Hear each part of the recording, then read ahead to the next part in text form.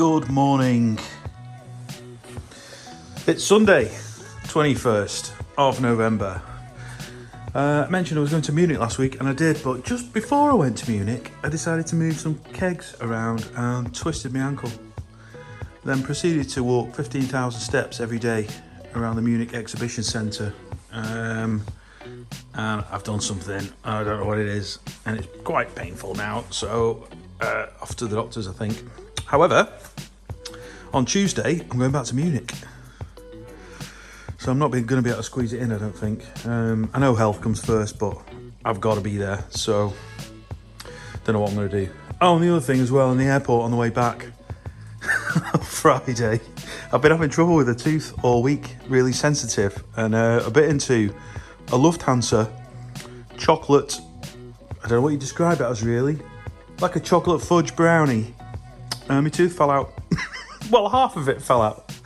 Anyway, so a complete mess. Anyway, enough about that. You don't care about that stuff. Today I am just doing a little test brew. So just mashed in. We're at 66 degrees currently. If you haven't seen this kit before, by the way, this is what was my homebrew kit before all this nonsense started. And I've done a video about it previously, or a couple of videos, I think. But what I do with this now is just very, very rarely, but occasionally homebrew, but more often just to do a little test brew, which effectively is a homebrew anyway. I do it here at my own expense. We don't sell it, just to get an idea of hop combos and things. So that's what we're doing today. We're currently at 66 degrees. In case you're wondering, this is an Inkbird IPB16S. It's designed for the US market. It comes with the wrong plugs on. But it is, or it certainly was when I bought it, universal voltage, so you can plug it in to the UK mains, and it's got a transformer to step it down. Although the labels on it suggest it's 120 volt inside, it's definitely universal. However, the sockets are probably not entirely legal, US style, for both the heating element and the pump. I'd taken the pump off. The plug, I should say, off my pump a while ago and replaced it with one of these US styles. But then when I was at the brewery, I put a UK plug back on, so that's just plugged in separately right now. However, it is pumping. I just can't turn it on and off with the buttons there.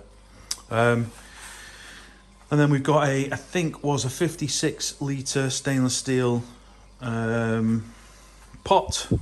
And inside that, it might spray a little bit, but inside that I've got mesh basket, spray nozzle, and that's been mashing for about 20 minutes so far, with extra pale from Crisp, some Crystal 100, a bit of Cara 30 caramel in there as well.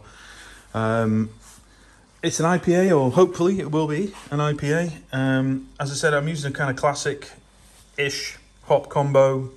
Just want to try and get my head around the hop schedule, exactly what point to add them. So, and I'm still working on it, honestly. It's a test, so it doesn't matter, but I'll work it out. I'm thinking a good chunk at 20 minutes and the rest in a hop stand at 78C.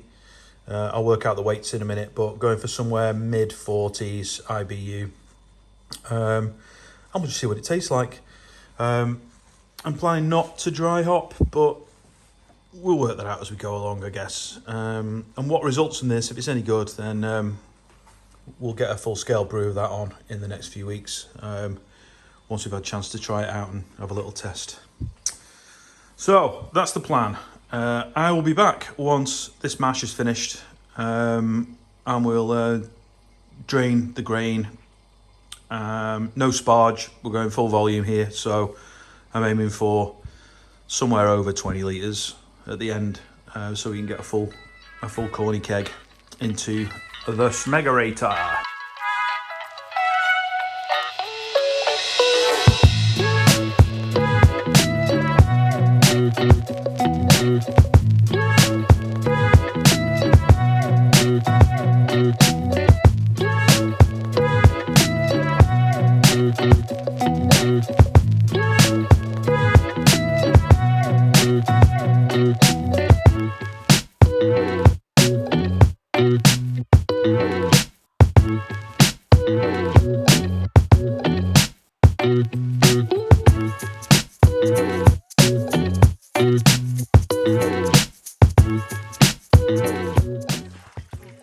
we've lifted the grain basket out, it's just draining naturally.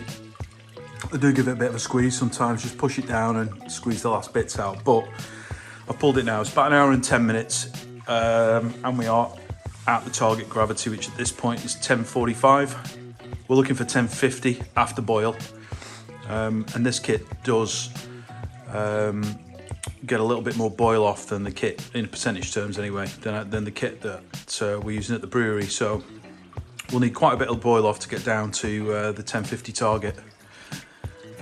So we'll get that heating now, get it up to 100, and then we can work out the hop timings. 20 minutes to go, actually a little bit further on than that, it's about 15 now. I've got my boil hops in that mesh bag there, because that's how I'm going to do it at the brewery. The boil's a little bit more aggressive than normal for me, but as I said, we've got a bit of boil off that we need to get the volume down a bit, to get the gravity up. We're about 15 minutes now, so just about to stick in the copper heat coil, cooling coil, which has cold water running, well, will have cold water running through it once it's sanitized, just to drop the temperature of the wort down to 78°C, so we can get the remaining hops in to let them steep for a further 30 minutes.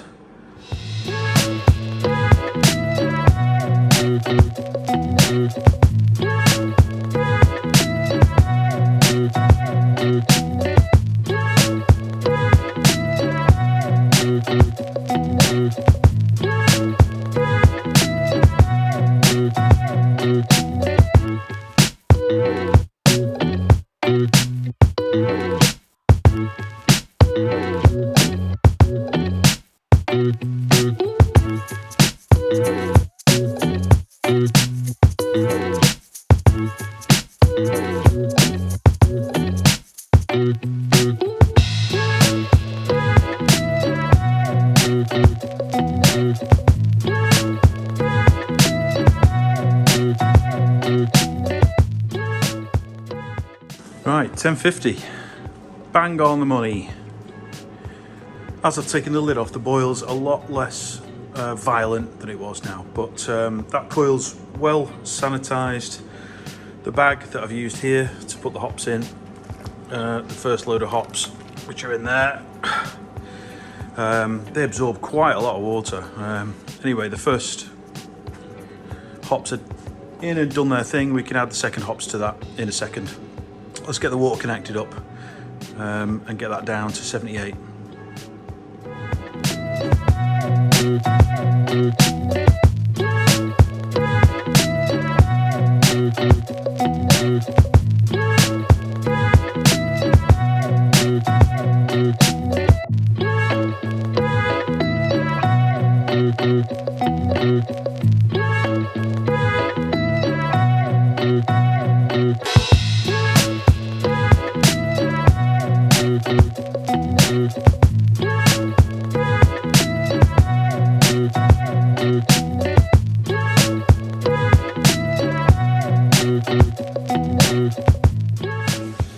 Let me show you what we've got here.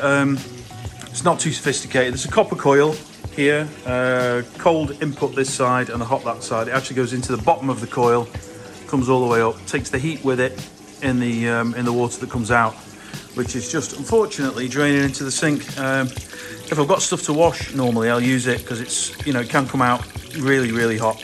But I've got nothing to clean here at the moment, so it is a little bit wasteful. So I'm hoping I can get this done as quick as I can. The supply just comes from the tap. I've got a tap underneath the sink, which is used to supply the dishwasher. I've just teed into that, and I can disconnect from that as and when required. So I'll give this a few minutes to get down to where it needs to be, get the other hops in. We're currently at 77. Oh, I can stop it.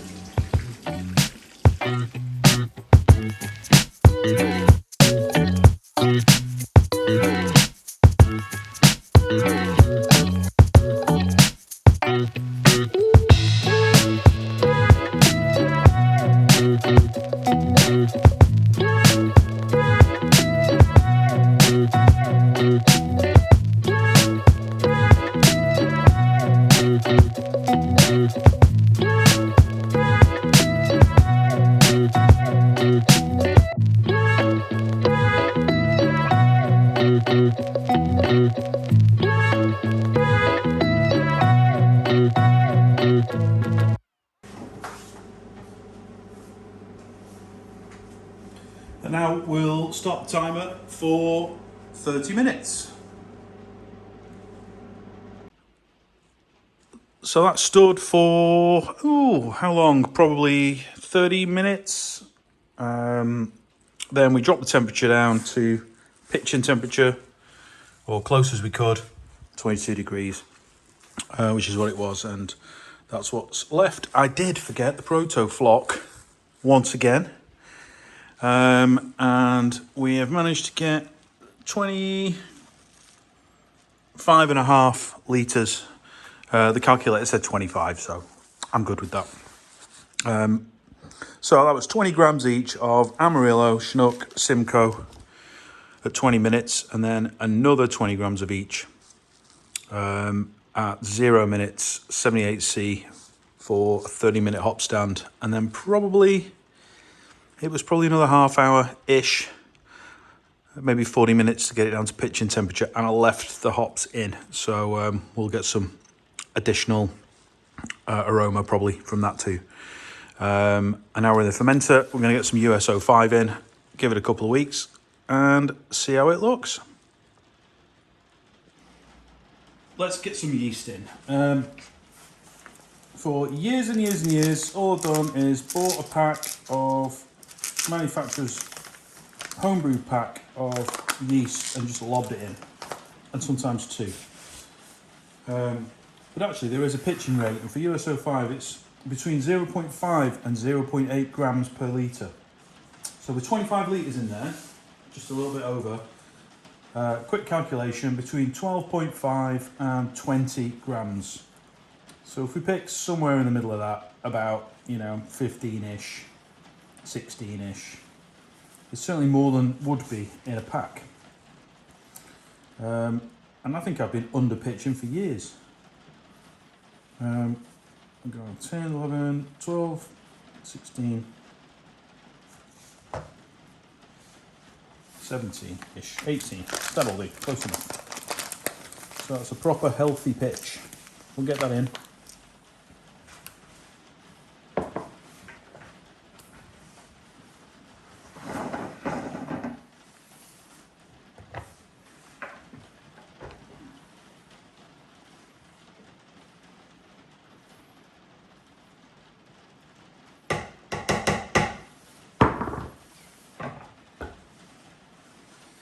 Get that on.